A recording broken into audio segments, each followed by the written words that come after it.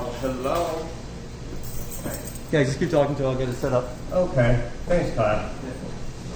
I want to thank everyone who's here for coming and letting me share my story with you. Number one, it makes me think I'm looking at our executive director, Jen, sitting in the back of the room, and she has shared with me many times that we're all here for a reason. The staff here, the volunteers here, we've been put here for a reason.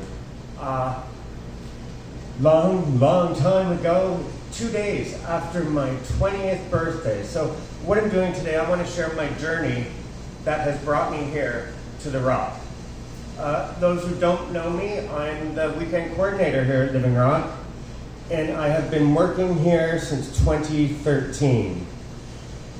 Now I'm going to share my journey with you. 2 days after my 20th birthday, I was still celebrating with a friend of mine, bar hopping, going from pub to pub, and my friend was driving. So my 20-year-old mind, I just thought, well, he'll get the impaired charge if we get pulled over, not me. What happened after that changed my life, ultimately for the better. With no other car involved, we got in an accident, definitely because my friend was impaired behind the wheel. I ended up in a coma for 10 days with a 50% chance to wake up. They said if I did wake up, I would never walk or talk again. Also broke my chest, punctured my heart, slipped every disc in my back, and shattered my jaw. I dread the book, Eating a Blenderized Diet. It was not the most fun. That landed me in the hospital, Hamilton General, for over 3 months. When I woke up from my coma, 10 days, I had amnesia for 3 weeks.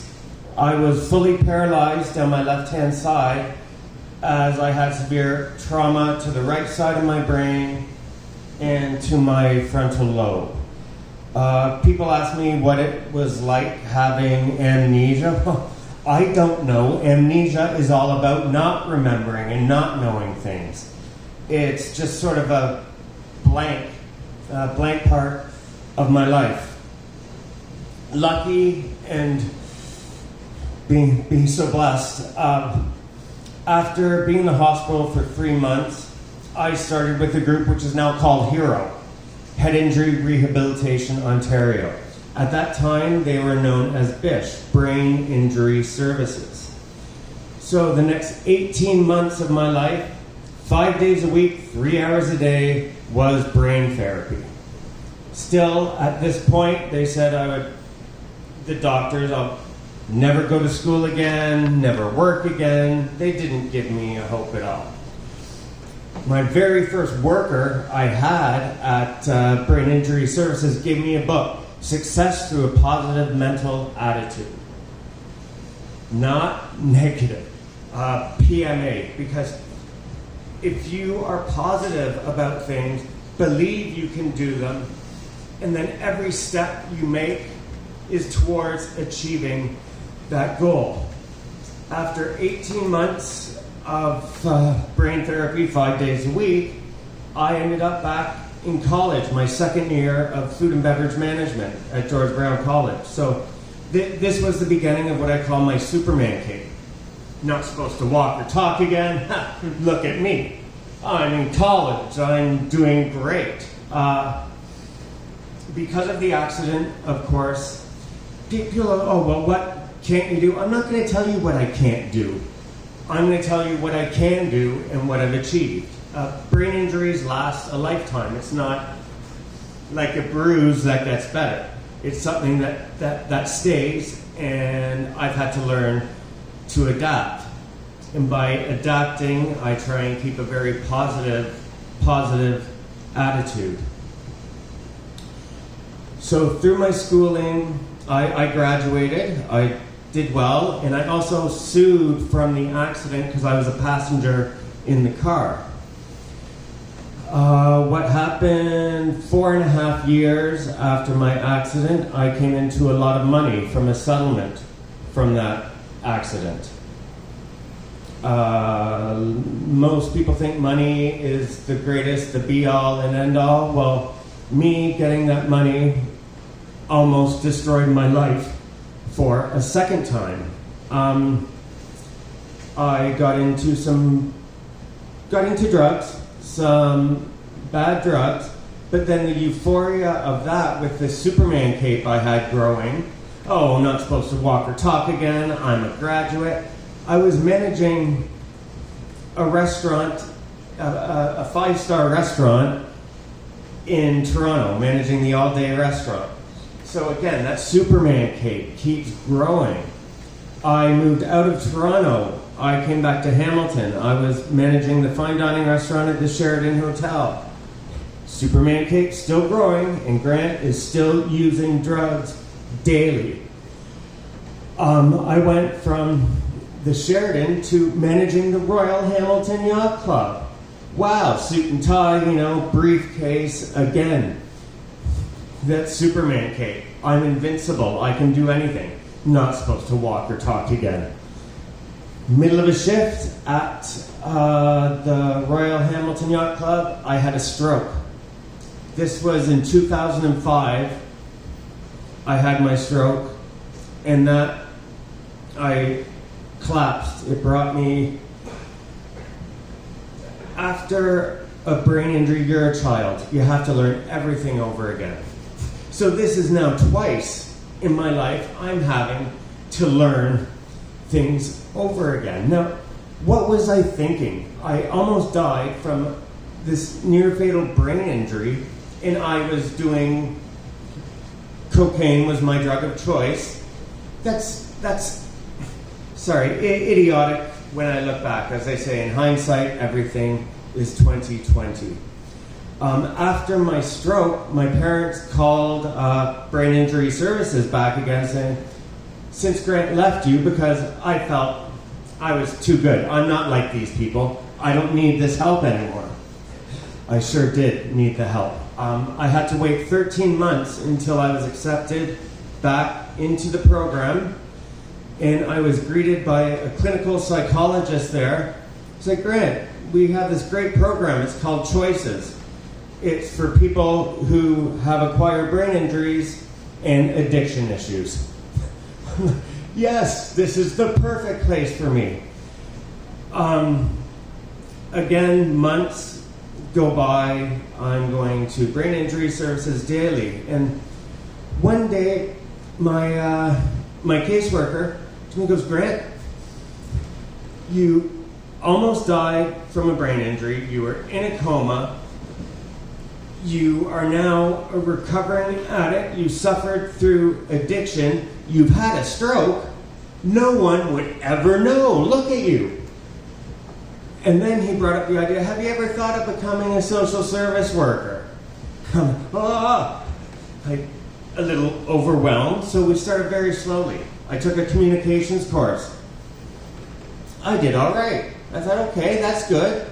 Next, I took a sociology course. Again, I graduated with 80s. The next week, I go to the brain injury clinic, and there's my worker saying, Grant, I found you funding from the March of Dimes for 2 full years of the social service worker program with $500 each year for books. Well, of course, that didn't near cover the books. But my response was, what? Do I have to do this? No, only if you want to. That was the best decision of my life. It gave me purpose. It gave me that reason to wake up every day.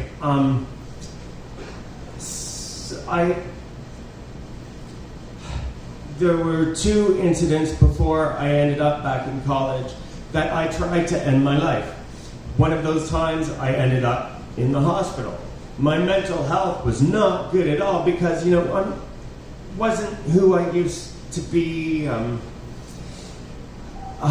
But finding my purpose, helping other people. Finding my purpose, going back to college as a mature student, where this time I knew exactly what I wanted and exactly what I wanted to do.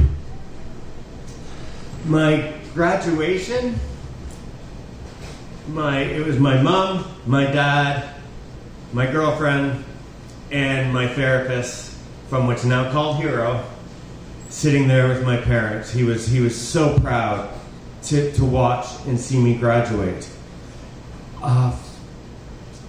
3 days after I graduated, my first year placement was at a wonderful place in Dundas called the Dundas Learning Center. We help developmentally challenged adults. I got a call from the woman who ran this program, and I ended up with a private client 3 days after I graduated from college. With this private client, I decided I wanted to build her work ethic, socialization, teamwork. So together, we decided to volunteer at the food bank here at Living Rock Ministries. I never thought this was the population I wanted to work with.